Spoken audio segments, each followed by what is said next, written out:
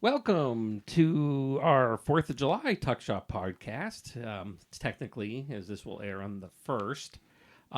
As I mentioned last week, David is still burning and using his well-deserved time off. Oh, well-deserved. So I needed, again, to get some help, and I was very glad Sarah came and took part. Well, she didn't really come. She lives in the house with me, so she kind of doesn't have a choice. But this week I thought we'd do something special. So I reached out to Lady Liberty, who decided to come.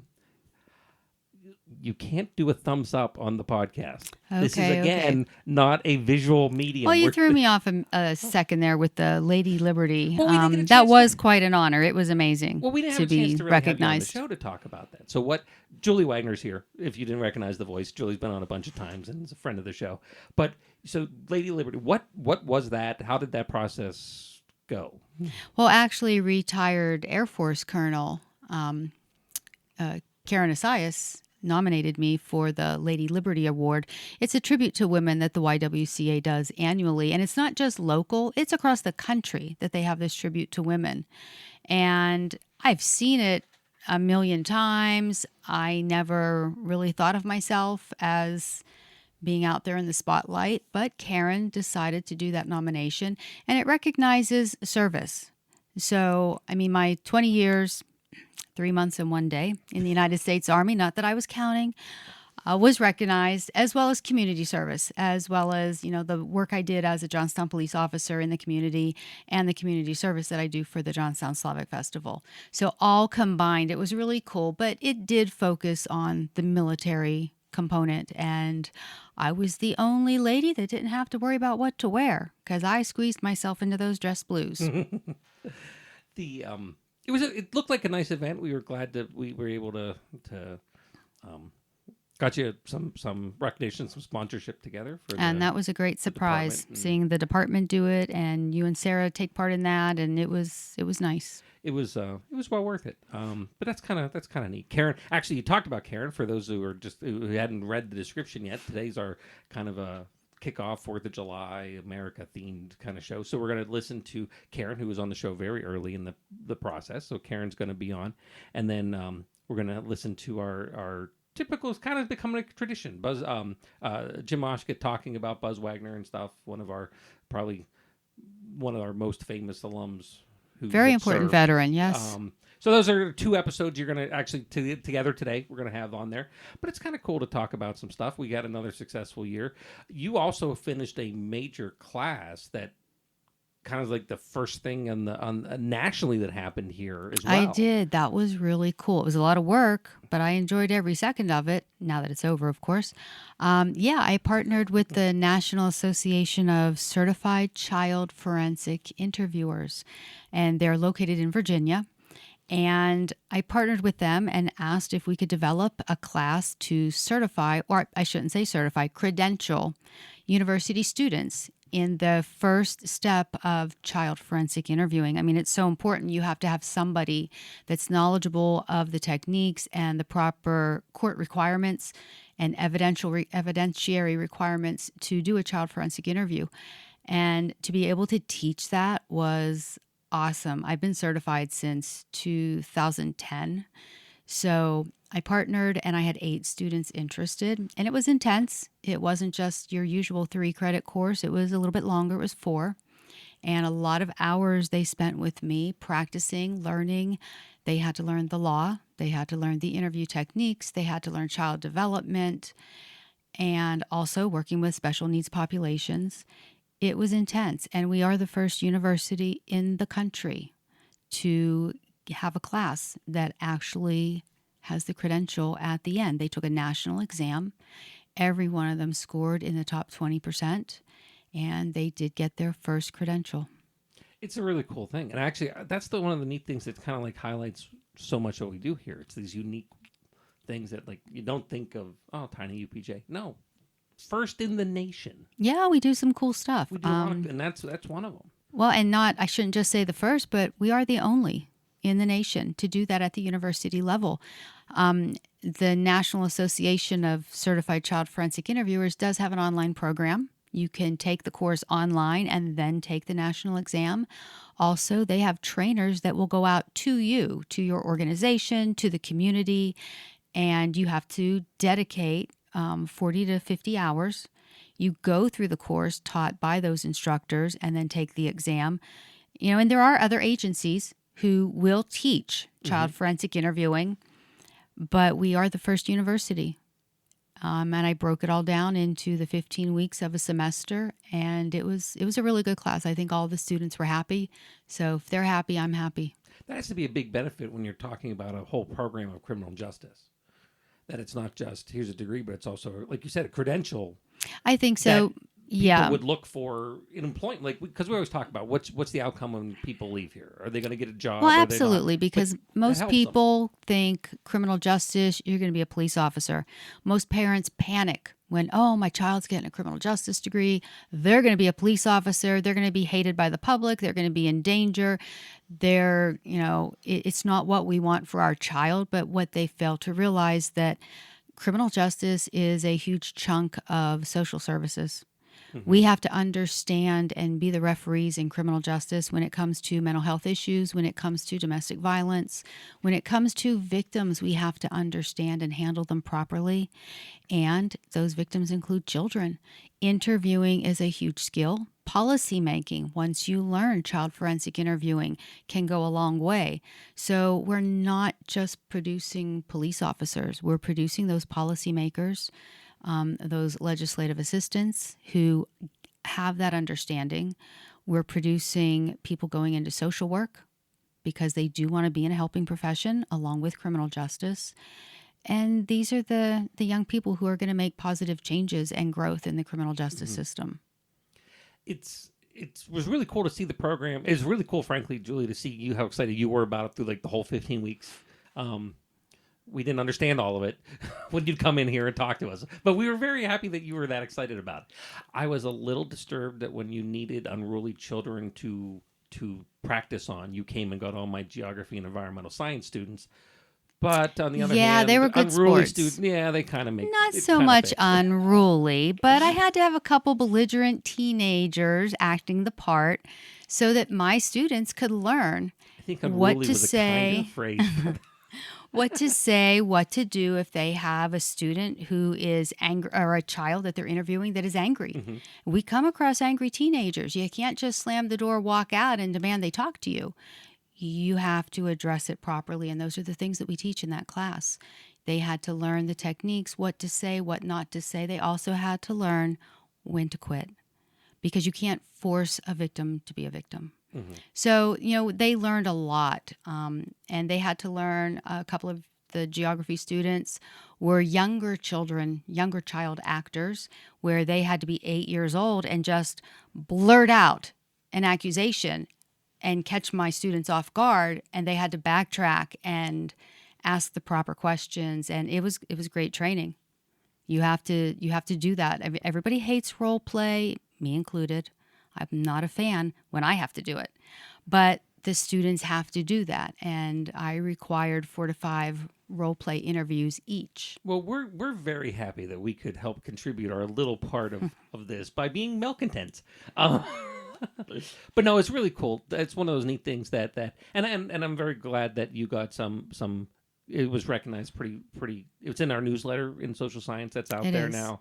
I know the president came by and recognized that. So that's very, very and I think it was an eye-opener, too, because students didn't realize that after you're talking about these traumatic events, even though those events happen to another person, you have that vicarious trauma. You're reliving it. You're thinking about it.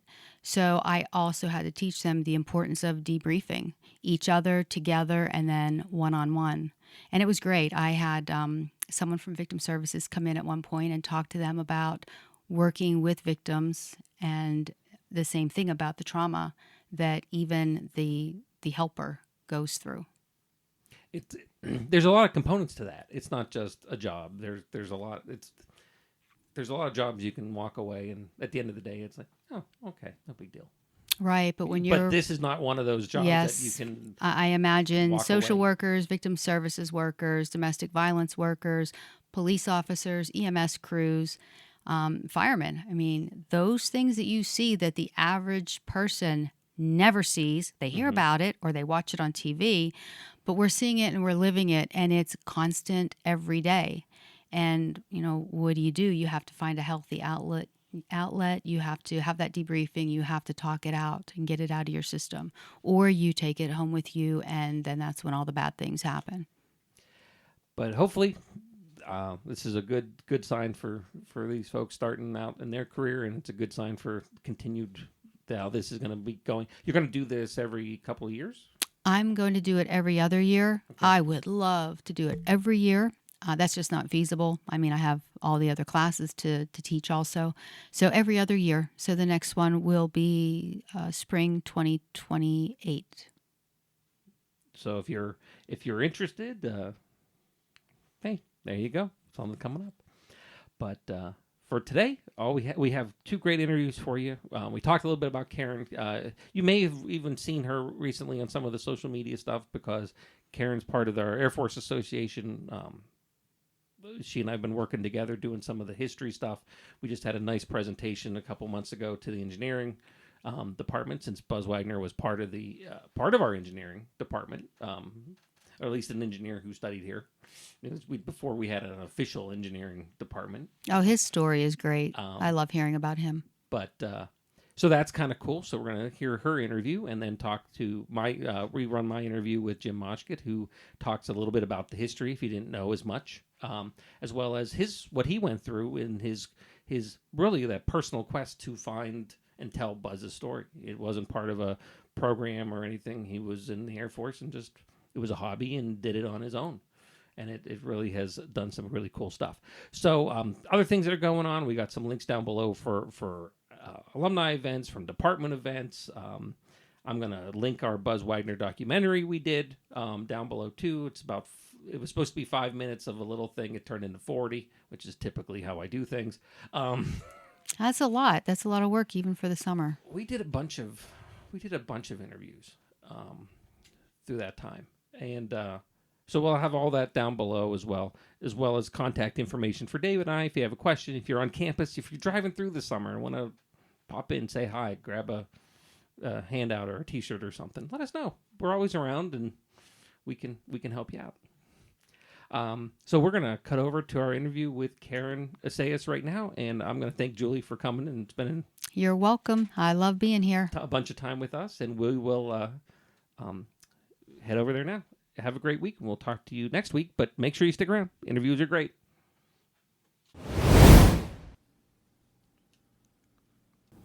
Today we're joined by Karen Esaias here on the podcast. Karen, thanks for coming up and sitting with us for a little bit of time here today. Oh, thanks for inviting me, Matt. Karen, you and I think is kind of fun because you and I share a little bit of an alumni legacy here where we are second generation at Johnstown people.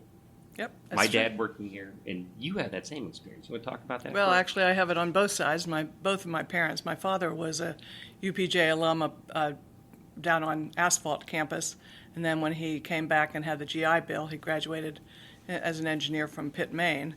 But my mom worked here at UPJ. She was the director of the health service, Karen Esaias, and she was here for, 18 years or something. In the basement of Hickory Hall, her favorite place. She actually moved it to the student union right before she retired. But. Yeah. That was actually a very interesting thing when we had talked about you coming for this this week to sit with us at our alumni meeting. Some of the alumni on the board from that time. I know that name. Yeah, exactly. Wait, I know that name. And then it kind of clicked. Exactly. She was a big part of the campus, and she loved the students, and she worked for Dean Schaefer, and so she got to know a lot of people over that time. Absolutely. And got the dedication of the yearbook one of her last years too.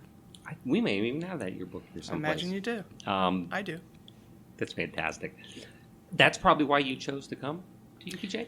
Yeah, that's exactly why. I'm a local girl, so I grew up just down the road, but when I was looking at schools and applying to different schools, my mom was already working here, and so financially, the staff scholarship that I received, which covered 90% of my tuition, sort of came into play. And basically my parents said, if you take this staff scholarship, we'll pay for you to live on campus. Because I really wanted to I had looked forward to the living on campus life.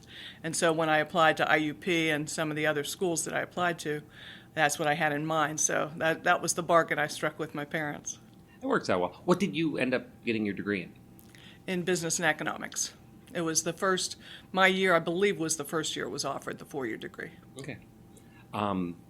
Where did that lead you career-wise? Well, interesting question, and part of that is what I ended up doing for my career, which was 27 years in the United States Air Force and retiring from that. But before that, when I graduated from UPJ with business and economics, I moved to Virginia Beach, which probably wasn't the best place to look for a job since it's flooded with military spouses and whatnot. But so I started to job hunt, and then as I was going for job interviews, I kept walking past the recruitment office located strategically there beside the employment agency. And so one day I went in, and since my father had served in the Air Force, I went to the Air Force recruiter first, and he sort of said, well, take the test and, go and see and here's what your options are. You don't have to decide right now, but with your degree, you can come in as an officer and go through officer training school for 90 days. And so when I looked at the options, my first choice was some kind of an intel field, but those were full initially when I went in 1980. And so rather I selected, it was called manpower engineering. And actually, my business degree did prepare me for that. That what they do for the Air Force is they assess how many people any work center needs to do their job. Okay. And that's done based on developing an algebraic equation. So I'm one of the few people that I know that actually used algebra in real life. So they do exist. They do exist. We're few and far between, but they do exist. And then later, I cross-trained into the Air Force Office of Special Investigations. And that's where you spend most of your time. I spent most of the 27 years, and that's where I retired from. And knowing you've served pretty much all over the world. True. That's neat. So you took that little piece of Pitt Johnstown with you. With me everywhere I went. That's neat. After that retirement, what did you do? What are you doing now, I guess? Well, I moved back to Johnstown about 12 years ago now. Hard to believe. Time does fly. But Johnstown, despite having traveled all over the world, Johnstown was always one of my very favorite places, and so I was thrilled and anxious to come back here.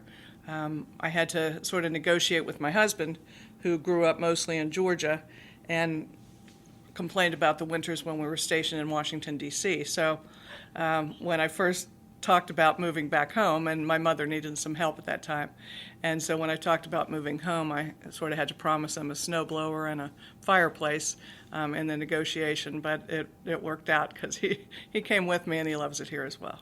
That's great. And you actually are running your own company now. Yes, when I first retired from the Air Force, I started a small company with my husband's help to do genealogy, and I loved that. And being back home, it was fascinating. Got to see and do a lot of local historic genealogy research with Cambria County and the library downtown. But more recently, my husband, in 2020, he's the entrepreneur of the group. And he came to me and said, well, I was reading Entrepreneur magazine this morning. And who does that, first of all? But he said, and I was looking at the top 5 franchises under $10,000 buy-in. And I started listening, and then he said, and one of them's a travel agency. And it's the largest travel agency franchise company in the country. It's called Dream Vacations.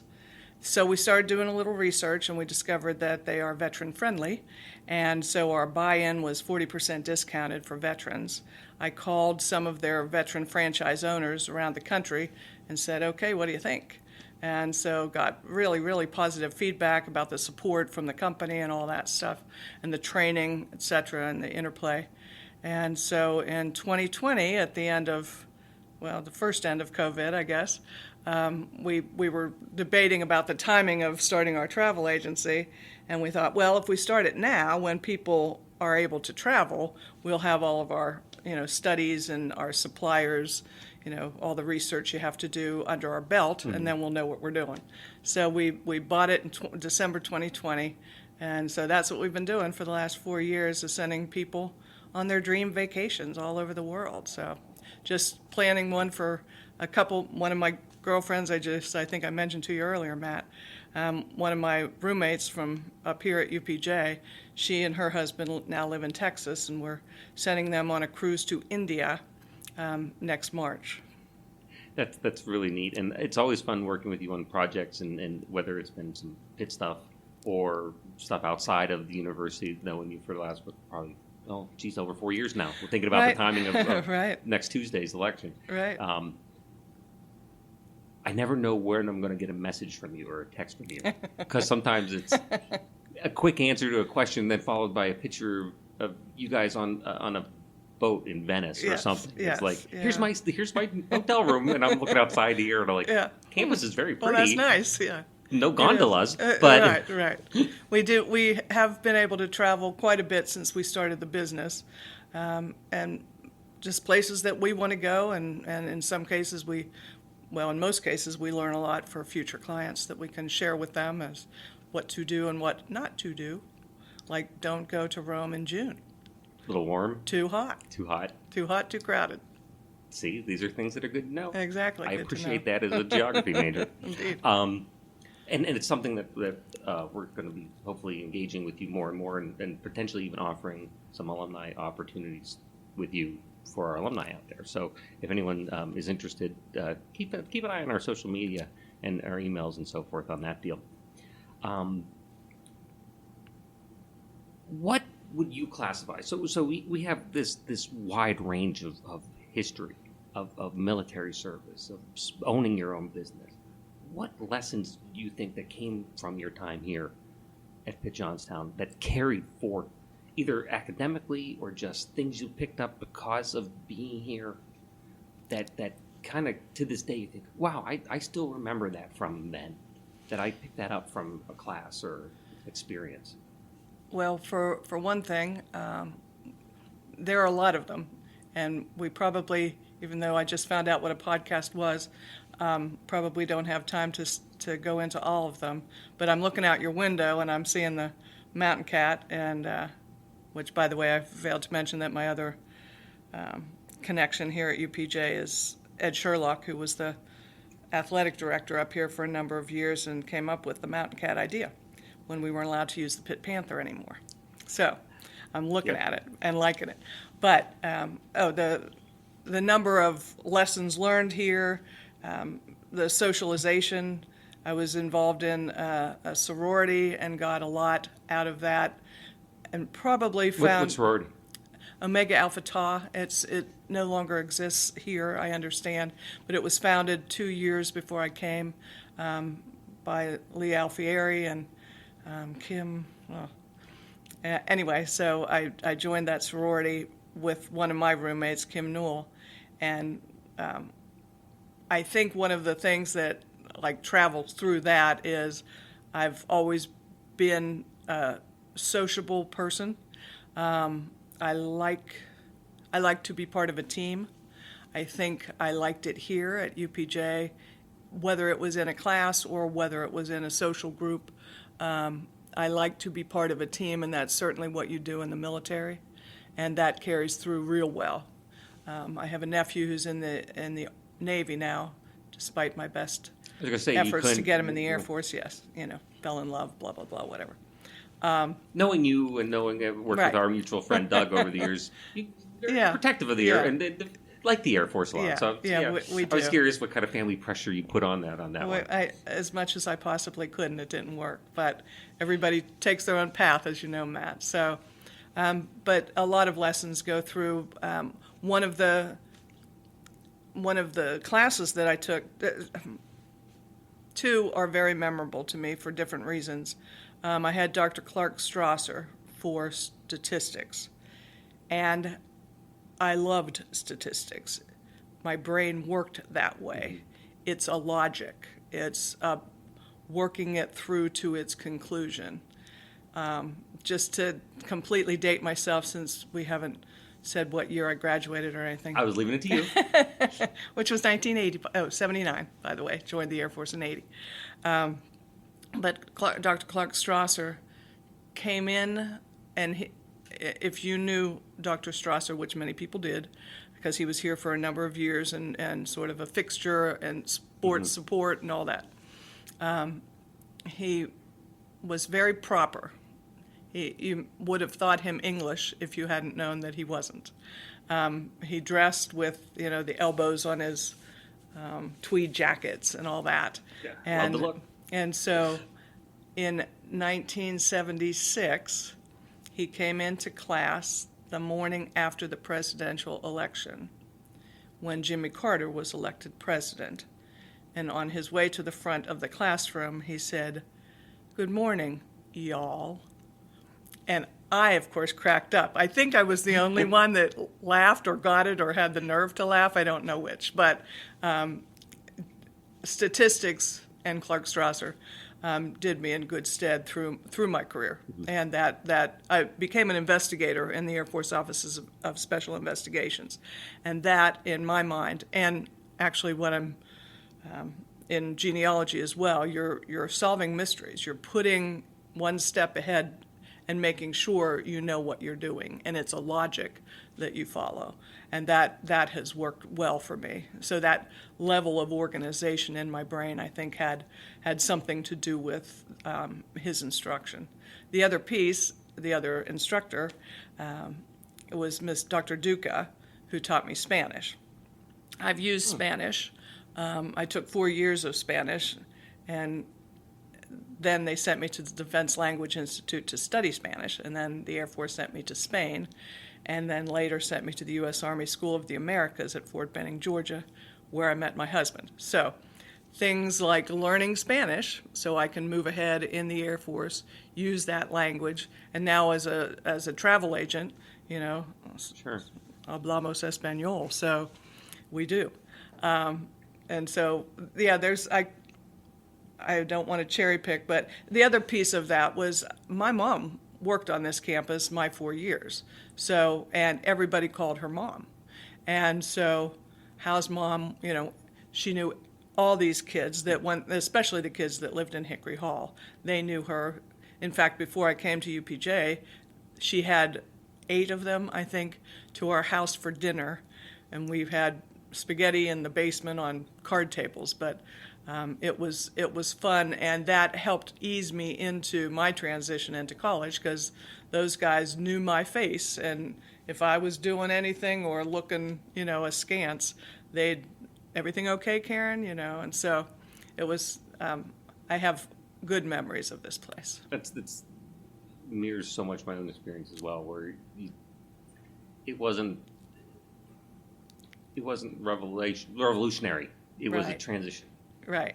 Exactly. Because you kind of knew the people, and Yep. and I think I hear so many from the students that I get to teach Sure. that they kind of feel that here still. Right. It just, even if they're not quite Right. comfortable, the more they start to realize, oh, it's nice. It's a small environment. It's tight knit. It kind of builds that. And I had first come back to Johnstown, I had only been back, I think, 2 years when UPJ approached me and inducted me into the Hall of Fame. I was the third person inducted into UPJ's Hall of Fame. The first one was Jack Murtha. The second one I can't remember, but a very impressive resume. I remember thinking, I'm not sure. Are you guys sure? Are you really sure that you mean that? But we had a lovely, they did a beautiful dinner on the stage in the theater. Oh, that's the distinguished honor. Uh-huh. Yeah. Yeah. Well, it's great to meet a fellow of distinguished. Mine was in 18. Yeah. As the young So alumni. that was, that's quite an honor. You But can see that the trend has been going. I'm going to say I bottomed out the curve, and it's been going back up ever indeed. since. No, that was, they had just started that then, and the Alumni Association was just, getting its feet on the ground, and I was very honored by it, and it was nice to be here again, and nice to be surrounded by people that I like. Well, that's great. You talk about your time here as a student and what that meant. What do you if we walk out of here after today, heading back to the car? Talk to a student. What are you telling that student? One thing that you can, piece of advice that you wish you had known when you were in that position as a student. Well, I guess most students that come right out of high school, now they don't all come right out of high school. And in fact, some of your veteran students have had a lot of life lived before they came here. But in my case, I came right out of high school. And you don't, at that age, I think, appreciate, how short life is or can be. And that friendships are important and can last a lifetime. And the knowledge you gain here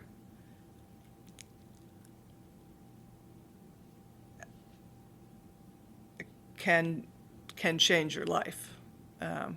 We didn't have the nursing program. We had the engineering program. But that's how you make life choices, right? And I came to UPJ not knowing what I wanted to do when I grew up, literally. I frankly graduated from UPJ not knowing what I wanted to do when I grew up, although business felt comfortable to me. My mom, we have a lot of nurses in my family, my mother and my sister. My sister's a hospice nurse. And amazing, by the way, yeah, your sister. She is amazing. I have to give her credit for helping me out when I was yeah. so sick. Yeah, she's superb at what she has done and what she continues to do just now, in this case, for friends. So, but they didn't have the nursing program, but the education here has always been first rate. I mean, my father brought us up here when they opened the campus. It was an open house, and we came to that. I'm sure I was in maybe junior high, if that. But I was impressed, and of course it's beautiful, so there's that. But for a student, now here's a little piece of advice that I don't know if most professors would like hearing this, so you can cut it. It can be on the cutting room floor mat if you don't like it. But come in strong. I mean, come in strong, and I say that because when I started UPJ, my first term, I got all A's. My second term, I got all A's. And then the professors think of you as a smart student, and they give you credit. If you have sort of an off day or an off test or something like that, they know it was an off day. So they sort of give you the benefit of the doubt. Whereas if you come in like, woohoo, here I am, free at last, and that may not be the case. Yeah. So my advice would be come in strong, impress your professors right out of the gate, and they'll have your back. Neat. We got you in this week for this Wednesday because of Veterans Day. Well, because also you're an alumni and a fantastic part of this community. But timing-wise was Veterans Day. What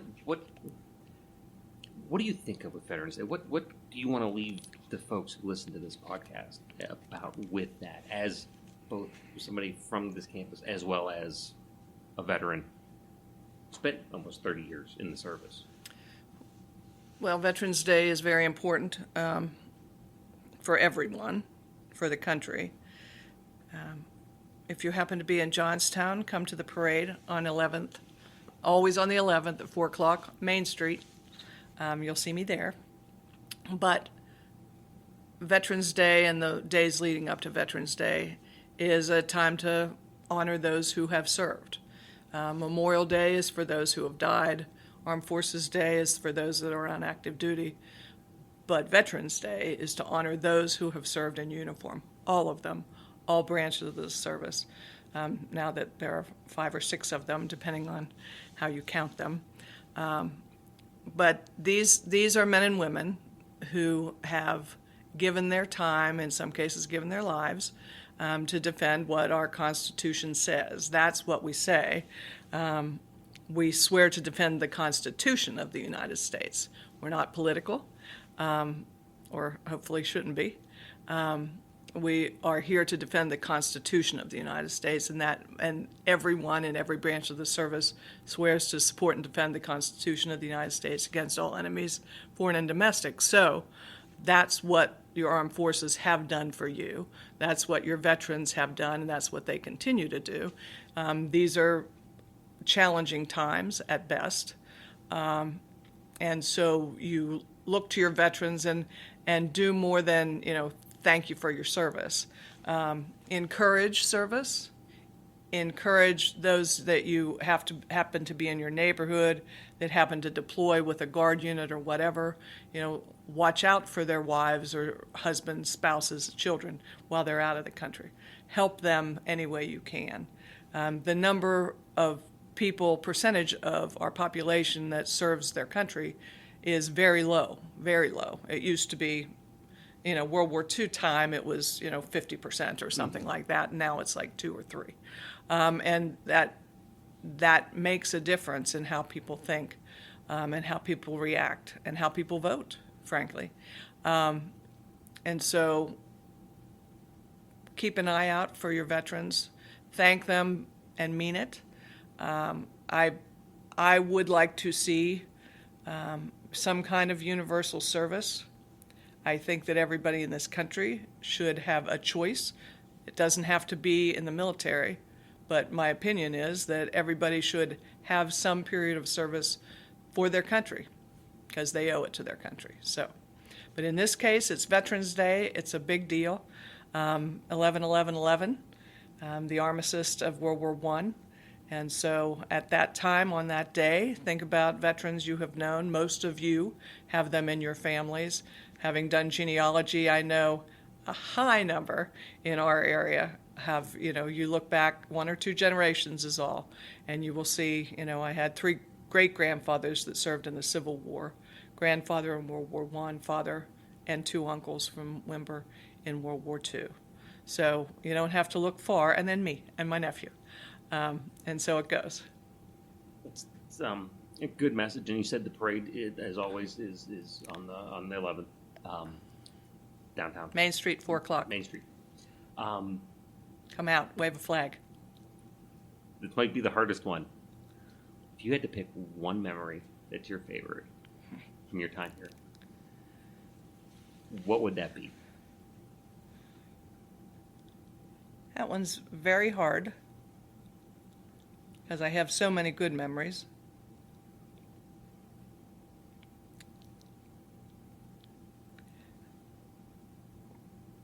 Probably graduation. It was a beautiful day in May, and my parents and my sister were here. I have pictures with my roommates and my sorority sisters, and I was a little sister in Delta Sigma Chi, and so those guys, everybody turned out.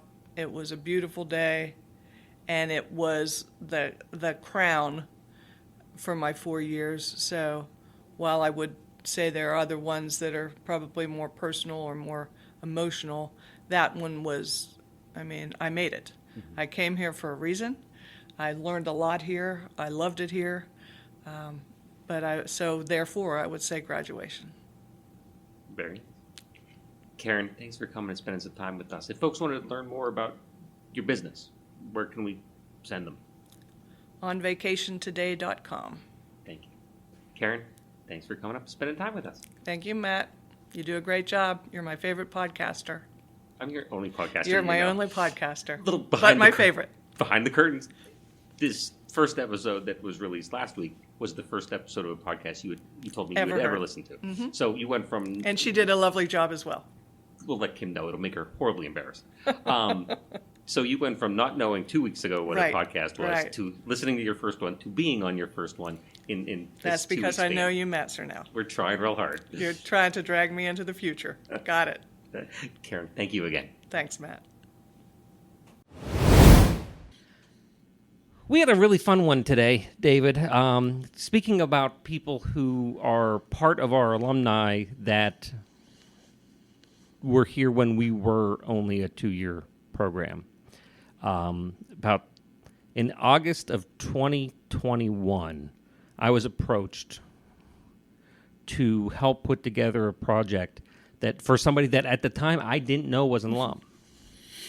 The local chapter of the Air and Space Forces wanted to do a little bit of a documentary on their efforts and to what they do as a chapter and what they do to remember and honor their namesake, Buzz Wagner.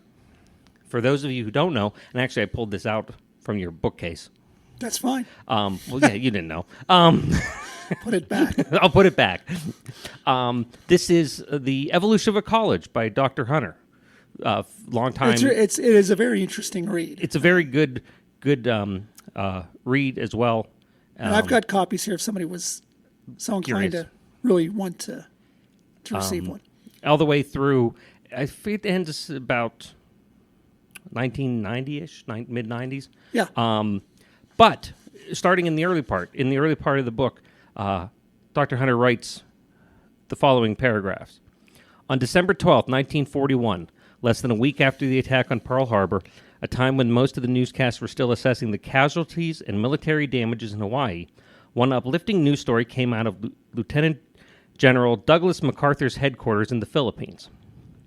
The story told of a young American airman, Lieutenant Boyd D. Wagner, who had dueled with Japanese Air Force on Luzon Island.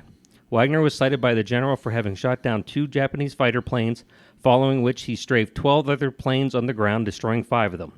The news item was especially meaningful to Johnstown area residents, for young Buzz Wagner was a graduate of Nanny Glow High School and attended the Johnstown Center of the University of Pittsburgh for 2 years as an engineering major. So through this process, I found that Buzz is a member of our alumni association, just like everyone who has appeared on the show. Yep. Documentary finally is done. We premiered it here on campus. The Air Force Association was kind enough to want to and asked to premiere it here on campus. You wanted to jump in. That documentary, again, I'll make it real easy for you. On our Facebook page, that documentary is there. Yes. So if it's, I will link to the chapter 20-minute, page. 30-minute documentary. It's 40 minutes and there's a 15-minute version. Okay. A little more focused on the chapter, but there's both versions available at the webpage. But it's a little hard for us to talk to Buzz. More than a since podcast. He lost his life in a crash in Florida in over 80 years ago now. But I was reached out and was he was very gracious to give us a chunk of time. Colonel Jim Moschgat, former Air Force pilot, currently with Space Force. Technically they're Guardians, who's the name of it. It's kind of interesting because I don't have much experience with the Space Force branch of the military yet. But Jim had a lifelong interest in Buzz Wagner and was actually not only working on a book about it, participated in the documentary, but is the individual that actually found the crash site of Buzz Wagner that was lost after they removed some of the debris and actually was able to locate items from the plane itself, Buzz's watch, his Nanny Glow class ring, and even remains that they they were able to identify and bring back to town and reinter with what they had found originally in Grandview. There wasn't an alumni, Pitt Johnson alumni cling on the windshield of the plane, on maybe. The P-40, no. But Jim was kind enough to give us a chunk of his time, and I wanted to let everyone listen to that interview. Cool. It just goes to show you never know what you're going to hear on the tuck shop, which was much like the tuck shop, an actual tuck shop where you kind of walked into the tuck shop and wasn't sure what conversation you were going to have or what you were going to overhear. So I think we're being true to the name of the podcast for sure. I'm excited. Great job. It was a great event, and it was very, very grateful that they wanted to allow me to help and we could help even have the event on campus. But I say we go and listen to Past Me with Jim. Sounds like a plan. I'm very thankful today to actually now get to expand on what we were talking about and welcome Colonel Jim Moschgat to the show. Jim, thanks for taking a little bit of your time to talk to me today about both your background as well as your background as far as Buzz Wagner goes. Oh, you're very welcome, Matt. Thanks for inviting me. Talk a little bit, just for anyone who may, well, other than me, who would probably be listening, who wouldn't know your background. What is your career background? Career background, I've been with the Department of the Air Force my entire adult life, basically. I went to the Air Force Academy in 1973, graduated in 1977, and from there went to pilot training. And I was a pilot for 30 years, primarily flew F-4s, F-16s, but I also spent some time in training command. I was a T-38 instructor pilot, a T-6 instructor pilot. Fortunate enough to command twice at the squadron level, once as a group commander and then as an expeditionary wing commander in the desert during Operation Rocky Freedom. I ended my career at Maxwell Air Force Base at the Air Command and Staff College as a vice commandant. And then from there, I retired and was hired to work at the National Security Space Institute in Colorado Springs, which, and the NSSI, as we call it, is basically a school that provides professional continuing education for all the Department of Defense and allied space professionals, not NASA, but the military people that are in the space business. And then along with a lot of the rest of the Air Force people, when the Space Force was created, my organization became part of the Space Force. So technically today I'm a guardian. Quite a career. I would be remiss if I didn't dig into that just a little bit. Thinking back to when you first started in the 70s, to be able to say you're a Space Force guardian in 2024, would you have thought about that in any realistic sense? Absolutely not. I knew from a very early age that I wanted to be a pilot, and specifically to be a fighter pilot, and I was very blessed to be able to follow that dream. As a matter of fact, what got me started, I actually remember going up to the Johnstown airport and watching the Thunderbirds fly as a little kid, and I was sitting on my dad's shoulders and watching the Thunderbirds fly over in their F-100s, and I knew from that moment I was hooked. But as far as did I ever think I would be part of the Space Force? Absolutely not. I think we're doing a lot of great things in the Space Force today. I think it's absolutely vital for our national defense that we have a Space Force with a group of folks that are purely devoted to that arena, which is now a warfare arena, which it never was before. And I am very blessed to be a part of the organization that is growing the culture and the future leaders of that force. It's so exciting to hear that and just see how that has progressed, even in the last, well, not just recent years, it has been the recent years, and how this is one of those things where you don't, it has that same sight of feeling when you have talked to folks who were around, well, or at least read interviews when it went from U.S. Army Air Corps to Air Force. Right. My dad was part of that. So it's going to be one of those neat things about history that will be part of history for a long time, I'm sure. Absolutely. We're still having our growing pains, but making a lot of great strides. Kind of the idea of history opens up. I talked earlier about the concept of Buzz Wagner. What first brought you into that interest of that story about Buzz and his background? It's sort of interesting. It takes me back to really my childhood. My grandparents lived in a house over on the Johnstown, I guess it was called the Johnstown Bypass at the time. It was across from the Flood City Bowman. Some people may remember where that is. I think that's gone now. I'm not sure. I think but so, yeah. My grandparents had 3 pictures on the wall, and they were lifelong Democrats, had lived through the Depression, obviously, and they had a great admiration for FDR. So they had FDR's picture on the wall. They had JFK's picture on the wall, and they had Buzz Wagner's picture on the wall in their living room. Those were the three pictures that hung up. And I remember as a little kid sitting there looking at that picture, and my grandmother telling me stories about Buzz. And of course, even today, a lot of rumors persist about Buzz, and some of the stories she told me were pretty fantastical, right? I mean, one that persists was that, Buzz disappeared in a swamp and was eaten by alligators, and as a little kid, you're just, from Pennsylvania, who'd never even seen an alligator. That just amazed me. It's imagination fuel.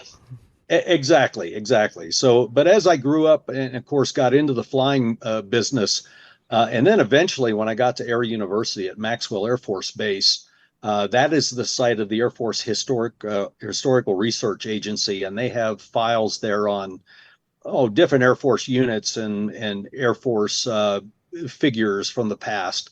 And so one day I had a free moment and I just walked over to the Historical Research Agency and thought I'd see what they had on Buzz. And I was shocked to realize they had one folder, and in the folder was an article from Life magazine. There was just a few odds and ends and a couple of newspaper clippings, and that's all they had. And I thought that was quite a tragedy for the first Army Air Force ace of World War II to have so little recognition in the Air Force. And then, of course, I realized that a lot of people in today's Air Force didn't even know anything about Buzz. And so that piqued my interest and really got me going in my later life about trying to tell his story. And that effort took you to effectively the very spot where Buzz lost his life. It did. How did that process come about? Where you decided, I've done enough research, and I'm now going to venture into the field? Because there's a big, especially with being a show about alumni and UPJ, the idea of doing research is not foreign to anybody, as in the college, but going actually out to explore, what was that like? Well, I in my active duty time, I was a trained Air Force accident investigator. I investigated 2 Air Force Class A mishaps. One was a T-6 and another one was a T-38 crash. Fortunately, all the pilots survived in those. But so I was trained in aircraft and accident investigation. And one of the things I learned through my research on the internet and the Historical Research Agency, and I've been to the Air Force Museum at Wright-Patterson, I've been to the Smithsonian, I've been to the Library of Congress and doing research there. One of the things I learned was that the Army never really explained why Buzz disappeared and why his airplane crashed, which is a very odd thing. But when you think about World War II, there were absolutely thousands of airplane crashes. Now, I'm going to get this wrong. Somebody's going to critique me, but I think there were like 15,000 aircraft crashes during World War II, during training here in the United States. So it's not surprising. I think there were like 35 Army Air Force pilot aircraft that were lost on the day Buzz crashed. Oh, my. So, I mean, there were airplanes going down all over the United States. But at the time of Buzz's disappearance, the search that went on for him across the United States was greater than the search for Amelia Earhart. As a matter of fact, it was probably at the time the greatest search for any missing airplane at the time. So I thought, with my background and realizing that the Army had never explained why Buzz crashed, how he disappeared, I thought if I could find his crash site, I might be able to find something that indicated why he disappeared and died on that particular day. So it started my search. So I got the World War II accident report, which is available. And from that report, I narrowed it down by a 10 by 10 area, 10 miles by 10 miles. So that's 100 square miles. And I thought I would just start driving down to see if I could find it. So my wife joined me, and we drove down from Montgomery, Alabama to Eglin, Florida, about once every 3 weeks or so, and began to just roam around the countryside. And a lot of this was on the Eglin Range Complex, which the part I was on was open to the public. But we just started looking in that particular area, and we'd pick 1 square mile area and we'd look, and then we'd look in another. And also as part of that, what I would do is I'd go to local restaurants and cafes and coffee shops, and I'd look for some old guy, and I'd saddle up next to him and say, "Hey, do you know anything about this?" Unfortunately, of course, Florida has had a lot of movement, a lot of people incoming over the years. But eventually, I did find an old timer that knew where the crash was. I think he was 12 years old at the time, and he kind of helped me narrow that down. So that's how we started looking in that area. Surprisingly, I actually contacted the historian at Eglin Air Force Base, and he knew nothing about this at all. So even it was unknown to the people at the base. That's having spent so long working on this project, and having, you were very gracious with your time when we did the preliminary video recording for the movie. That actually, the link will be down below in the description for anyone who's wants to see the whole 40 plus minutes of it. That even from the Pitt perspective, being an alum of what was then Johnstown College of the University of Pittsburgh, and I think I even sent you at that point the copy of the book, or a couple pictures from the history book. It was 2 paragraphs, right? Maybe, and I found 2 articles, in the paper, in the student paper, in the Pitt paper, and that was it. It seems like, right. And your explanation makes perfect sense. A lot of history was happening at that time, right? And what would you say was that? What was occurring for people who don't have that perspective that makes Buzz's story so important, especially at the time it happened, and what he did while he was a pilot? Okay. Well, I think in particular for the people of Johnstown, a lot of hardworking blue collar folks, the steel mills, the coal mines, a lot of immigrants. Buzz's exploits during World War II certainly gave them a sense of pride in their community, that somebody from their hometown could accomplish so many things. From a professional standpoint, Buzz was a very, very young pilot. He was a first lieutenant, and they made him a squadron commander at that time in the Philippines as a first lieutenant. He was recognized as a very professional, capable pilot. So most commanders at that time were majors. And the Air Force was expanding very rapidly, and they needed somebody to lead. And Buzz was that kind of leader. He actually stepped forward and just did so many amazing things as a young officer. One of the young enlisted men that worked for him, I interviewed him not long ago, and he was surprised to learn that Buzz was not a West Point graduate. He said Buzz just carried himself with such professionalism and dignity and sort of pizzazz, if you will, that he just assumed Buzz was a West Point grad. But the Japanese just flooded across the Pacific. I mean, they bombed Pearl Harbor. They took Java. They took the Philippines. They took Indochina. They were threatening Australia. They were bombing Australia, and there was really a threat that the Japanese were going to invade Australia. And the Americans were not having very much success. And of course, in the very first days of World War II, Buzz shot down 5 airplanes to become the first ace. So in that way, he proved the Japanese weren't invincible. And he really stood out to the American public for that reason. And then after he evacuated back to the Philippines, he led a fighter squadron on their first sweep over Lae Airfield in New Guinea and shot down another 3. But on that particular day, those 3 airplanes were Japanese Zeros, which were probably the best airplane in the Pacific at the time. And Buzz was flying a P-39, which was absolutely not a great airplane. Mm-hmm. I mean, it was capable, but it wasn't great. And so, again, on that mission, Buzz proved that his airmanship put him head and shoulders above everyone else. So with 8 kills to his credit in April of 1942, Buzz was by far the highest ranking American ace in that theater of war. I think the fascinating part about this whole thing is that story in the right combination of time and place becomes what your work has been able to start building towards a well-known national story of part of American history that you've almost rediscovered in a lot of ways. Did that ever cross your mind? That you've talked about the examples of here's a file folder with 2 or 3 things in it. That now that file folder is much bigger because of the work you've done.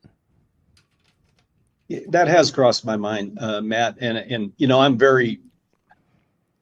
I would just say I'm honored to try to bring that story forward, especially because so many people in my service, when I was on active duty, the Air Force, had never even heard of Buzz. His exploits were just incredible for such a young pilot. And so I'm just pleased to be a part of that and bring that forward. So many people now know a little bit more about the story. And of course, I'm not done yet. My intent when I started the research was initially to write a magazine article. And of course, there have been some magazine articles written about Buzz. But so many of them still include so many inaccuracies. They tell the same incorrect story over and over again. So once I really started doing the research and I met so many people and I've interviewed so many people that actually knew Buzz, I thought his story was worth telling. Now, his exploits in the Philippines have been pretty well covered in a lot of books. I think when I eventually tell his story, it's going to be more about his biography and about my quest to really to tell his story. Why he crashed on that fateful day, how he got to where he was in the Philippines, how he made his way back to the Philippines. And, he really was kind of a humble guy, too. A lot of people think that maybe he was a glory hound, and he certainly wasn't that. I would say he was really humble and almost a little bit shy about what he did. So he probably didn't tell his own story very much. So he'd be very mortified by this video. He might be. He certainly shied away from the press, and of course he was hounded by the press quite a bit. I mean, there were pictures of him almost in every magazine. There were comic books done about him. There were bubblegum playing cards that have his image on them. He was in Life magazine and Look magazine. He was, as a matter of fact, and I think I mentioned this to you before, at the time of his death, they were actually, I think it was, I'm on the spot now, and I'm not going to be able to think about, one of the big motion picture theaters in Hollywood was making a movie about his life. And they were going to call it the Pittsburgh the Pittsburgh Pilot. And of course, his family corrected that. Buzz had a copy of the screenplay and was reviewing it. And at the time of his death, that screenplay disappeared. And they pretty much speculate that it was in the airplane with him. He had taken it up with him to look at it in his free time. Because when they eventually found the airplane in January of 1942, there were papers fluttering all around the crash site. And of course, they had been weathered by the weather. And so when that screenplay disappeared, my understanding is the movie company put the money into the movie Flying Tigers with John Wayne. Oh, so wow. Buzz's movie never got made. But we got Flying Tigers. Yeah, we got Flying Tigers. That is a very interesting little piece of movie history. Yeah. I've been very thankful for this project and Jim, both for your time to participate in the production of the movie part, and as well as joining us and telling that and in your story and how it has brought to light Buzz's story, because it really has been a joy to open up a little piece of our history from the university perspective too. That I've been on campus a lot of years, and it's not something that has ever really passed the radar for a lot of people. And even in talking and inviting people to attend the premiere never knew that, didn't know that part of the story. Yeah. So go ahead. Well, I was going to say, part of what I'm hoping, Matt, is maybe if somebody hears part of this or sees that, we can unravel maybe part of the mystery as to why Buzz left the university early. I haven't met anybody that really can give me a definitive reason for why he didn't complete his 4-year degree in aeronautical engineering. However, the speculation is, for most people that knew him, is he knew war clouds were on the horizon. America was, everybody, well, most people knew that America was eventually probably going to get into the war in some form or fashion. Mm-hmm. And I think Buzz always did want to be a pilot, and he saw that as an opportunity as FDR began to build up the Air Force and get ready for war, that Buzz thought it was time to leave. So he gave up his academic career to go be a pilot. And I think that's one of the things that made him a good pilot was being an aeronautical engineer. I spoke to a guy, Joe Moore, who was a fellow squadron commander with him in the Philippines. And he said that when they got their new P-40s, Buzz actually went out and glued pieces of yarn to the wings and then took the airplane up and performed, and Max performed it and then put it into stalls and different things. And he would sit in the cockpit and look out and watch the way the yarn moved on the wings. So he knew exactly when a stall was beginning, when he was maximizing the airplane's performance. So again, I think Buzz's time at Johnstown there at the university actually probably set him up to be a good pilot. That's just a really cool part of our history that never until this project, until you talked about that, never has been out there for people to know about. And doing that, digging after our first round of interviews, video interviews for the movie, looked through Pitt's records. He did complete the time he could in Johnstown, so he is an alum of Pitt Johnstown. But you're right, didn't finish Pittsburgh. Right. Because you couldn't do a 4-year program here until 74, which had been well after Buzz's death. Okay. But there was nothing in all those records are gone. Yeah. From Oakland. Couldn't find anything. Well, and that's true for his time in the Philippines too. The Japanese, of course, when the Japanese invaded the Philippines, they burned all the records before the Japanese could get there. So records about Buzz's squadron, his heroics, his medals, things like that, most of that got burned and destroyed. And so that's why there's so little history available other than individual personal histories about people who knew Buzz and others. If somebody does have something, if they hear it or knows, an alum is listening and say, oh, my parent or my grandparent knows that or has something, is there a place we can direct them to let you know that you're comfortable sharing? I actually have an email address set up purely for research, and that is buzzresearch@aol.com. So buzzresearch, all one word, easy to remember, at aol.com. And I'm probably one of the few guys less, maybe 5 guys in the world that have AOL. But oddly enough, you're two of them I know, and they're all Air Force. Both of you are Air Force. So yeah, we know what we like. I guess that's hey, if it works. I've spent enough time around all of the Air Force veterans and the association in the last 3 years. If it works and it's solid, I understand. Because if you're in an airplane, you want it to work and you want it to be solid. So that's exactly right. So if anyone finds anything or knows something, please reach out. Jim, I want to thank you for taking almost over 20 minutes with us here today and telling your part of this story and how it's added and kind of getting all of us to know Buzz a little bit better as one of our alum. Yeah, my pleasure, Matt. Thank you so much for having me. The Tuck Shop podcast is recorded live on the University of Pittsburgh at Johnstown campus. Update your contact information with us by visiting johnstown.pitt.edu/alumni. Connect with us online via Facebook and LinkedIn, or consider donating to the university at give2.pitt.edu/giveupj.